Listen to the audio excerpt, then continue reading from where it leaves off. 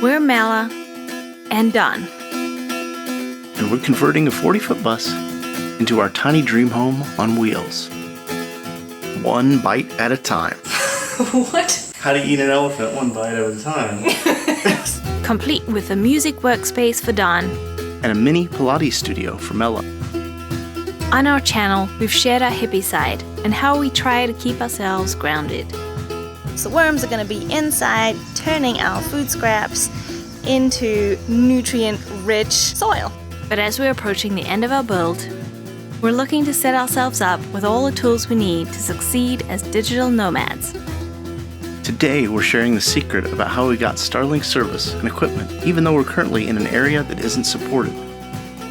How we found a location to set up and test our Starlink, so we can add it to our list of mobile internet solutions. iPhone to router speed is testing incredibly fast when we're ready to get on the road.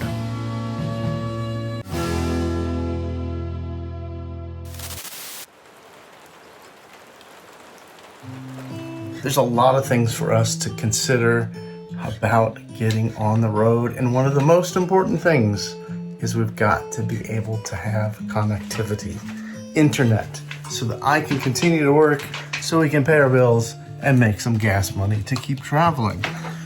Now, we've looked at a number of different ways to stay connected to the internet using cell phones with personal hotspots, which we have unlimited plans on 2 phones for the AT&T cellular service, which has pretty good coverage with 4G and 5G across the US. We also have a little Verizon hotspot. We've had some pretty good success with this when we're traveling across the country in the past. Last fall, we moved into the bus for a couple of weeks while we had family in town, and I used our Verizon hotspot for daily internet use and uploading our weekly videos, and it worked well. With our hotspot, we're grandfathered into their Verizon 4G unlimited data plan. It has pretty good coverage, but since it's a prepaid device, it could be slow in congested areas, as Verizon gives their customers who are in a contract priority on the network. But what we're most excited about is Starlink satellite internet.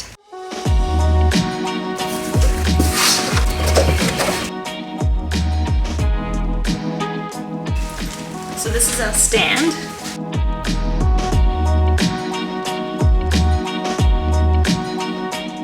And this is the dish and the router.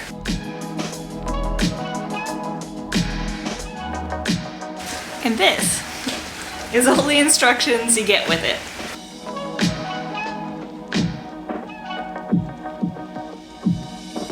Now, up until about 2 weeks ago, it was very difficult to figure out if you could actually get Starlink service. You'd have to go to their website, enter your address. It'll either tell you you can put down money to be on a wait list to get Dishy McFlatface 2, or it would come up with payment instructions and they would ship you your equipment. But then Starlink published a service availability map. It allows you to zoom into your location and see if service is supported in your area. When we last checked, Starlink wasn't expected in our area until 2023, but since we're wanting Starlink for a mobile internet solution, it doesn't really matter. And we found a workaround for ordering Starlink service and equipment, even though we are currently in an area that isn't supported. We'll share that with you at the end of the video. Now, at the time we got our dish, Starlink hadn't officially rolled out its internet as a mobile service. But because of the war in Ukraine, it looks like they've turned on the roaming features, which is really exciting for anyone who needs mobile internet, especially for those of us who will be traveling full-time. Don, why exactly did the war in Ukraine influence them turning on the mobile connectivity sooner?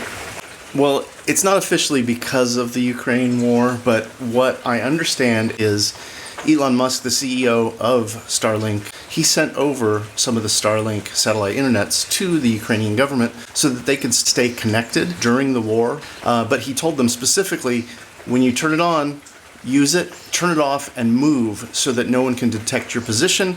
And coincidentally, almost all of the Starlink users in North America saw a new feature that opened up on their app called roaming. But the exciting thing about this is that this is a feature they've promised for about a year now. They're saying they'll roll it out at the end so that if you have an RV or if you're a full-time traveler, you'll be able to just turn on your Starlink, drive around, and it'll automatically connect. we're hoping that's what we'll be able to do.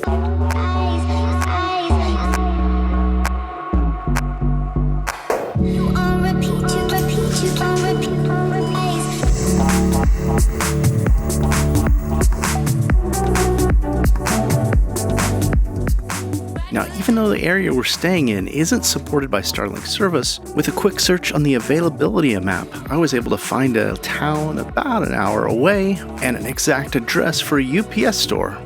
And hopefully, we'll be able to park, plug it in, and test it out there.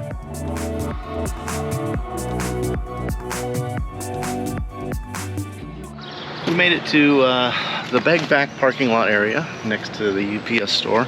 There's nobody back here, so hopefully this will be a good place to test this out. I did order a little cigarette lighter power inverter.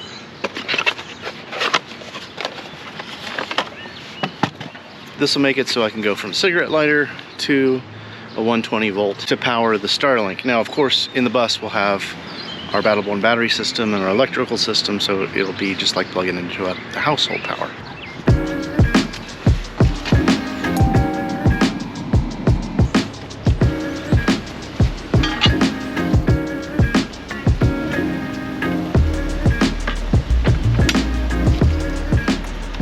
And luckily we don't have any rain this moment. Hopefully it stays that way. And it's trying to connect.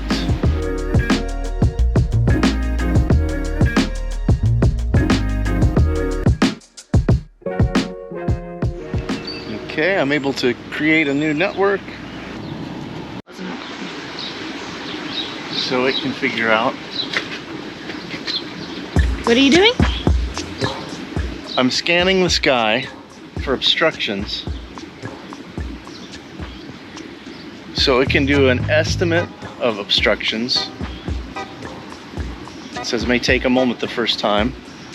It's trying to basically find out if these trees are blocking or if there were big buildings that were blocking the way. Okay, you might want to find a better spot. Okay.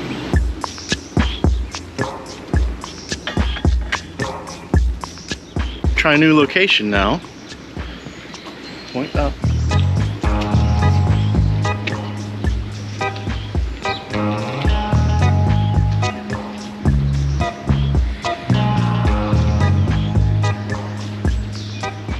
Okay, I'm scanning the sky again, and it's looking to see about the obstructions. It says there's some obstructions. I'm trying to figure out if it's the car. Oh, really? The car? It doesn't, I don't see why, but... Should we put it on top of the car? Yes, let's try that.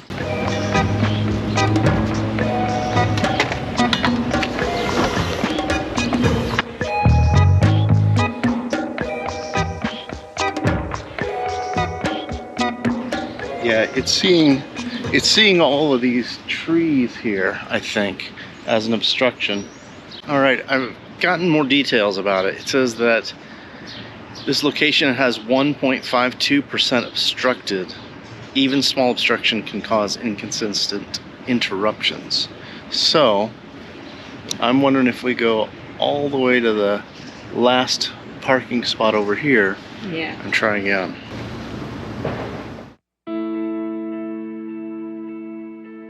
And it's starting to rain. Let's hope this place works. Trying another location.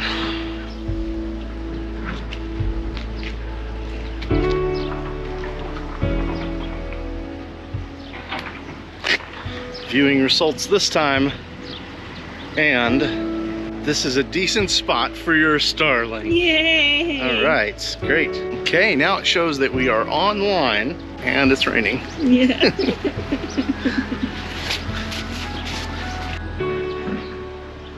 Okay, speed test going. 115, 10, 11, 12, 115, 109 megabits per second. 116 latency. Upload speed. It's dipping down, jumping around. 11. Down to 6, got pretty low there. Upload speeds, 144. 147. iPhone to router speed is testing incredibly fast, 600 megabits per second. And then upload speed testing to the router from my phone, 290, 294. All right, now I'm in airplane mode, which means that I'm only connecting to the satellite internet and I can't connect to my cell phone data service. And we're gonna run a speed test, which means it's forcing us to use the router and the Dishy McDish Face 2. And with that, we're easily getting 150, 140, 131 it says was the average. Upload speed, on the other hand, looks like it's pretty slow, 1.32 megabits per second. So now let's use it for something a little bit more practical. Check out the latest Rehabilitate video. Here's a video from just a week or so ago. They're serving up ads, no problem. We are about to build our last big piece of furniture for the bus. Okay. The next test I want to do is to see what kind of cell phone service I'm getting, what kind of speeds I'm getting data-wise here right now. So I'm not accessing the Dishy McDish Face 2 network. I'm actually going outside of airplane mode, which means I'm turning on my cell bars, going over to my Wi-Fi and turning it off completely. Those 4 bars I have in 5G are the only thing that's connecting me, which means I'm using my cell phone as my internet device. So with the Dishy, we were at 131 on our first good test for a download speed. Running it now for a speed test off of my phone, I'm getting 27, 26, 25, 22, 21, 20, and it says it's going to be an average of about 20. For my upload speeds testing, it's hitting about 19 and just kind of hanging there, which means that just hooking up our dish today and testing our download speed here in the rain, in a parking lot, in the only place in this area that the dish can connect from what the map says, we're able to get about 6 times the speed as if we were just using 5G networks in this area. Well, it works, and it's starting to rain harder, so I think we're gonna pack it away and get back in the car. Most of the west of the US and the north and Canada all have coverage already, so even though we don't have great coverage down in this area, we know that it's going to keep improving and that it is going to be our best option as we travel.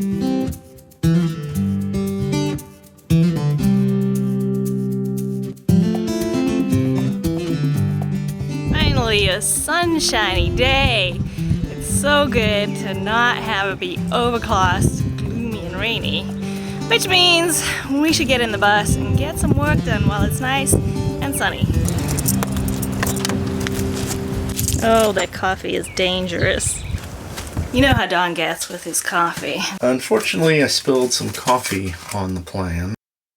I've already had one coffee disaster inside today. We don't need another one in the bus. It was bad. First thing in the morning, full mug of coffee, and I was talking to Mella with my hands and knocked the whole thing over. The whole thing. I hadn't even had a cup of coffee yet. All over mail. Hope there wasn't anything important in there. But we promised that we would fill you in on how we were able to get our Starlink dish, even though we don't have service in the area we live in right now. It's going to be so much easier for anybody now who wants to get the Starlink dish who doesn't have service in their area. I had to go and guess multiple addresses all over the country until I was able to enter address and Starlink told me that I was eligible to purchase the satellite. All you'll need to do now is go into the Starlink availability map and find where they do have service in a location. And then using Google Maps or something like that, go into the location, find some kind of store, something that actually has a physical address. Almost doesn't matter where it is in the country because all you're doing is getting past this gatekeeper of entering an address to allow you to set up service. After you've set up service, you can actually change your shipping address. You could put in your original address as in Kansas, but then put in that you want your hardware shipped to Kentucky. And because of the way the Starlink app is set up at this time, you're able to just go in to your Starlink account and actually change your address at any time. Doing this system to get Starlink doesn't mean it's going to be guaranteed that you'll have service. SpaceX only has put about 1/3 of the number of satellites in orbit that they need to have complete coverage across the entire country. Some users have reported showing up in areas with their roaming on and not being able to get service because that area is already at capacity for service. Other thing I want to make sure and caution you on is that this Dishy 2 that we have is not designed to actually be mounted and travel on top of a moving vehicle. Although there are cases of people sharing on the internet that they've got theirs bolted on and they're just driving around the country and still getting service, it isn't covered under the warranty at this time. Which leads me to say that doing this method, there's going to be some risks involved. We felt comfortable with the number of other RV and bus life people that we know that are using dishes and roaming around the country right now to go ahead and invest in this system. Just beware, it might not work out for everyone.